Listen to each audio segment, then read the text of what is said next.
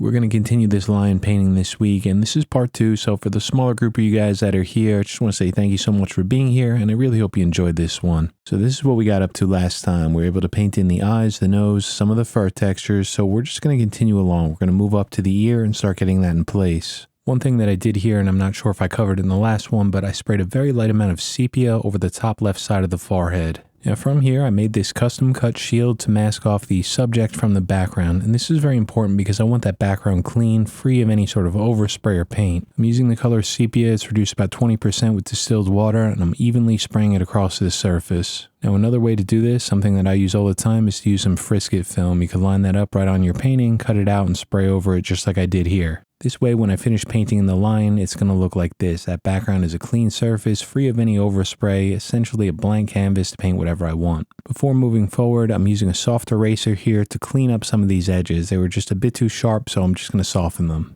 I used a graphite pencil to draw on the placement of the shadow values within the ear, and then I'm going to continue using that color sepia to start mapping these in. And just a reminder, for the entirety of this painting, I'm controlling my values by how much paint I'm spraying onto this panel. If I want it darker, I spray more. So I'm spraying a light amount of paint within this darker band within the center of the ear, focusing some more paint along the right side where it's darker. If you look at my completed painting at this part that I'm pointing at here, you'll notice that there's a very subtle highlight just below this shadow, so I'm using an eraser to start drawing that in. That first layer of sepia that I sprayed in this part of the ear kind of acts like a mid-tone, so it gives me something here to erase into, so I can start adding highlights into that and then spraying some of the shadows in surrounding it. So you can see right there, I sprayed some of the shadow values along the very top part of the ear, and if you look at my completed painting, you'll see that there's some highlights surrounding it, so I'm drawing those in with a soft eraser. And just like always, I'm keeping the contrast low between the lights and darks, and I'm also not going too dark with the values. I'm going to slowly build this up over time. Then once I got a few of those in place, I switched back over to that brown and orange mixture, masked off the background, and lightly glazed this color right over the top of everything.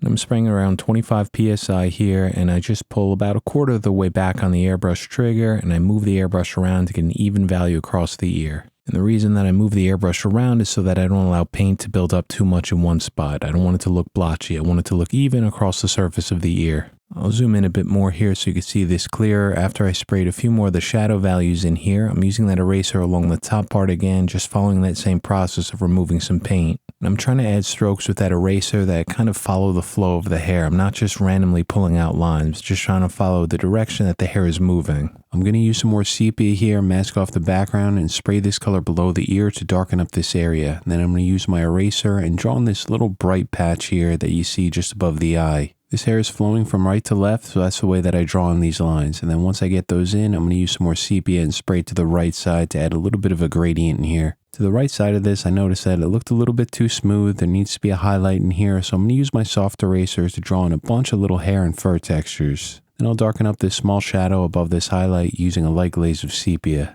From here, what I'm doing is working on these textures within the ear. You'll see me using the eraser to draw in some more of those highlights, and then using that sepia to spray in some more of the shadows, so slowly building up some darker values and some more contrast. Once I get some of these drawn in, I'm going to use that brown and orange mixture again and glaze it over the top of everything. You can see that smooths everything out and just darkens up the value within here. Once those colors are down, I'm going to pull out some more light in these highlights along the top right part of the ear. You can see I'm just using a soft eraser, removing some paint. Then I'm going to continue around with my eraser, cleaning up some areas that might look a little bit blotchy. And then I'm also going to use this brown and orange mixture to spray in this shadow along the left side of the ear. So we're starting to get there with this ear. I'm going to use that brown and orange mixture to darken up those shadows, those bands right in the center of the ear, then mask off the background, glaze some more paint over the top of everything. So we're slowly getting darker and darker with this. So with that last layer on, I noticed that I needed to pull out a highlight along the lower left-hand side of the ear. So you can see me using my eraser here to draw that in. And again, I'm just trying to follow the flow or the direction of the hair or fur. And as I'm using this eraser, this is a 7056. I'm using a very light amount of pressure on it so I don't remove too much paint, just a small amount at a time. If I need to make a part of this brighter, like the upper right-hand side of the ear, I just make more passes with that eraser. The more passes, the more paint it's going to remove and the brighter it's going to look. And one thing I want to point out here, you're going to see me masking off this painting anytime I'm spraying near the edge of the line. This way I don't get paint within the background. Because later on in the painting, when I start to add in the background, it's just going to be much less work for me. There's nothing to clean up. There's no overspray to remove. I think I forgot to film the beginning of this part, so I apologize, but for the back part of this line, I use that orange and brown mixture to spray more paint over the top. You can see that darkened everything, and now I'm using my eraser to draw on some of the textures on top. Taking my time here just to help break up that overly soft look of the airbrush, and you see at the bottom that I removed some more paint on this transition point because we have a very subtle highlight here you can see in my completed painting. So now with that in place, let's jump along to the right side of this line, and the first thing that I'm doing here is masking off the top left corner of the ear and using some black paint here. You can see in my completed painting that we have these two kind of darkish bands along the top left side of this ear, so what I'm doing is using that black paint very lightly to get them in place for now. I'm spraying around 25 psi, which is the pressure that I'm using for the majority of this painting, and you can see that I'm doing most of this freehand. The only time I use that shield is when I'm painting near the edge. And as you can see here, I added in these values very loose, not much detail at all. It's even a little blotchy in some areas. That's just fine. We're just blocking in the values for now. And then it's time to get some color in here, so I'm going to mask off the background with that shield, switch over to that brown and orange mixture, and start spraying this over the top. I only needed that shield along the right side to mask off that ear. The rest of this I can do freehand, and you can see here that I got a pretty even value of this paint down along the upper right hand side of this line. And like I mentioned earlier, this is going to act as a mid-tone value, so I could use my eraser to draw on the highlights within here. You can see that I worked on this area in between the eyes, pulling out a little bit of light along the right side of it where it's a bit brighter. Then I sprayed some more paint along the top right side of the forehead where it gets darker and kind of rounds away into the shadow values. Before I move along to the right side of the forehead, I'm going to work with my eraser within this left side, just making some very subtle adjustments, trying to find any areas that look a little blotchy and just kind of clean them up. Along the upper right hand side of the forehead around the ears, I'm using a small amount of burnt sienna, just lightly glazing it over a few areas to help shift the hue here to a reddish orange. And then I'm going to use a soft eraser here to scuff up a few parts of the paint along the right side of the forehead to make it look a little bit more like fur or like hair texture. And while I do this, I want to make sure that I follow the flow or the direction of the hair to make this look more natural. And it goes without saying that anywhere that I'm using this eraser to add texture in, I'm also lightening up the area, so I need to be aware of that. A few parts here might get a little bit too light, and that's okay, because I can darken it up later with a glaze of paint over the top. I wanted to slow the video back down to real time in this part so you can see how I'm doing this. Hopefully you can see here I'm using such a light amount of pressure and just slowly removing paint to add this texture in. Just like when I'm using the airbrush, I always start light and gradually go darker and darker by spraying more paint. With the eraser, I'm kind of doing the same thing in reverse. For me, this helps keep the contrast low between the lights and the dark, so as I'm more confident that everything is in the right place, then I can start going darker and lighter and build up that contrast. That's what I'm doing here with the airbrush and the color sepia in it. So again, it's reduced about 20% with water, and I'm just focusing on some of the areas that need to be darker, just taking my time looking at the reference and then looking at my painting. And like I mentioned in last week's video, something I'm always thinking about is the distance between my airbrush and the surface that I'm painting, because if I want wider, softer coverage, I'm going to hold the airbrush farther back from the surface. It's going to get a wider part of the spray pattern. And then for tighter lines and tighter blends, I hold the airbrush closer. And then for really extreme detail work, like little tiny dots and hairs, the airbrush is right off the surface. The needle's almost touching the panel. And obviously, equally important to the distance that I'm spraying at is my trigger control. How far back I'm pulling on the trigger is going to decide how much paint the airbrush is going to spray. And then from here, it's time to start making some corrections with my erasers. Now, this part is very subtle. You probably can't even see the changes that I'm making, but I'm just lightening up a few areas that are a bit too dark and adding some texture into some of the fur.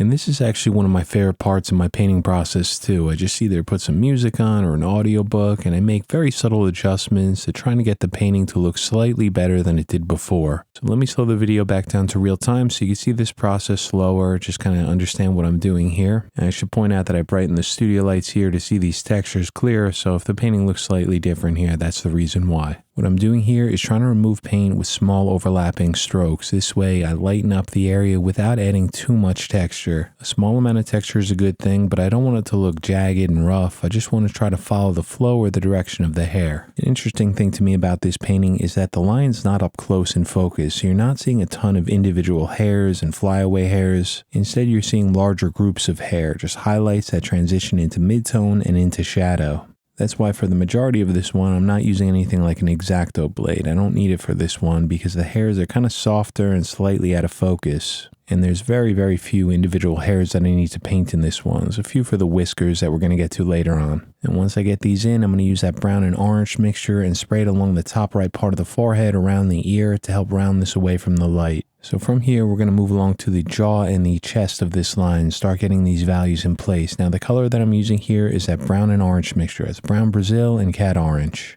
I'm starting first by mapping in this darker value below the upper lip along the right side. You can see I spray that in with soft edges using the airbrush freehand, and then I start to fill in the values above it. I want to point out that even though I have the audio cut out here, I'm spraying air the entire time with my airbrush. The way I'm controlling the paint flow is rocking the trigger backward and forward. So for example, this shadow to the right of the neck, I'm spraying air. I start at the top, slightly rock the trigger back, and move the airbrush to start spraying this in. Same thing for this shadow underneath the chin. I'm following my graphite lines that you can see in there, spraying some paint below it, moving this over to the right, and making sure to keep some distance from my airbrush to the panel. I want soft blends and even coverage, so the distance between my airbrush and the surface is very important. And while I'm doing this, I'm adding some subtle gradients in here as I transition from a darker value where I spray more paint to a lighter value where I spray less. There's a lot of parts in here, especially around the jaw, where I'm going to need a lot of sharper edges later on. The reason I'm not using a shield here is because I know I'm going to be using an eraser for that. The only time I'm using a shield is like what I'm doing here, masking off the line from the background. So I'm spraying some paint along the right side that's right near that background edge. So I want to make sure I block that off, spray some paint to the left. I'm switching over to the color Burnt Sienna, which is kind of like a reddish brown, and I'm using that to lightly glaze over the shadow along the right side of the neck. You'll see as I spray that over, it obviously darkens up the value because it's a dark paint, but it also shifts the hue to a reddish orange color. I also sprayed a light amount of that Burnt Sienna to the lower left-hand side of the jaw, and I'm spraying it in a few parts within the forehead. Now that I have some paint down, I can use a soft eraser to start drawing in this highlight here along the right side of the face. Then I'll continue removing paint along the right side of this jaw to get in this larger highlight that we're seeing here. And like I mentioned earlier with the ears, this is just kind of like the blocking in stage. I'm just looking for large masses of light and dark and getting them in place. I'm not at all concerned with individual hairs or detail. I'm just looking for lights and darks and the transitions between them. Let's move along to this area underneath the nose where we have some of these whiskers. There's some darker spots in here with softer edges, so I'm going to spray these in using my airbrush. No sort of shields here because these edges are soft. The airbrush is going to do the work for me, and the color that I'm using here is Brown Brazil. I'll use my soft eraser to pull out a few thin hairs along the top part of the mouth, and then I'll go back over to the color Sepia and spray this in the mouth to help darken it more. If I spray enough values of that sepia, the value is going to get very dark. It almost looks pure black. And then I'm also going to spray in this darker value along the right side of the mouth as well with that. I want to darken everything in here, so I'm going to use that brown and orange mixture, lightly spray it over the top, an even value to darken it, and shift the hue more toward that orange. So we're starting to get there around the mouth, but you can see with the airbrush just like this, it looks way too smooth, so I need to add some texture in here. And of course, the way that I'm going to do this for the techniques that I use is that soft eraser to start drawing these in. So I'm just working my way around these darker values in here, removing some paint, just trying to get it out pretty evenly. I'm using a layering technique here. So after I get some of those textures drawn in, I go back to the airbrush, that brown and orange mixture, spray it over the top. And essentially, this is a rinse and repeat process. So I go back over to the eraser, I start on the right side, pull out some brighter values, and then work in the center to just add a few textures in here. Like I mentioned, it's a layering technique, so it's kind of like give and take. Add some paint, remove some, add some more, and just keep building it up until I'm happy with what I'm seeing. But of course, I'm not just blindly doing this. This is a representational painting, so I'm following my reference photo, just looking at my painting, comparing it with what I'm seeing in that. When I zoom out, this is where we're at right now. Most of the lion's head is painted in, but we still have a fair amount of work to do below the nose and around the mouth.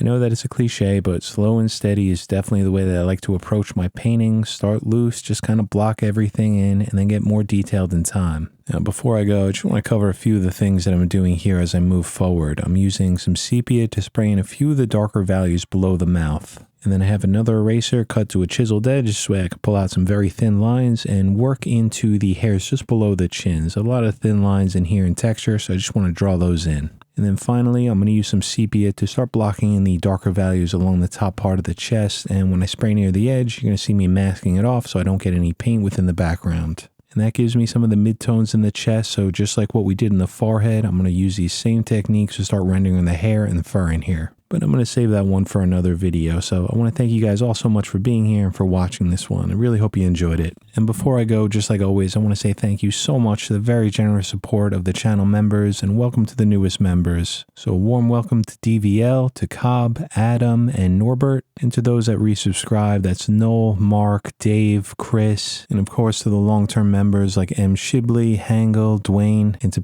PSI Burr, Tony H, Mark W, Thomas, Adrian B, Adam K, Mackie Mark, Carl G, and Pete C. Thank you guys all so very much. Be well, everyone. Take care of yourselves, and I will see you back here next Friday.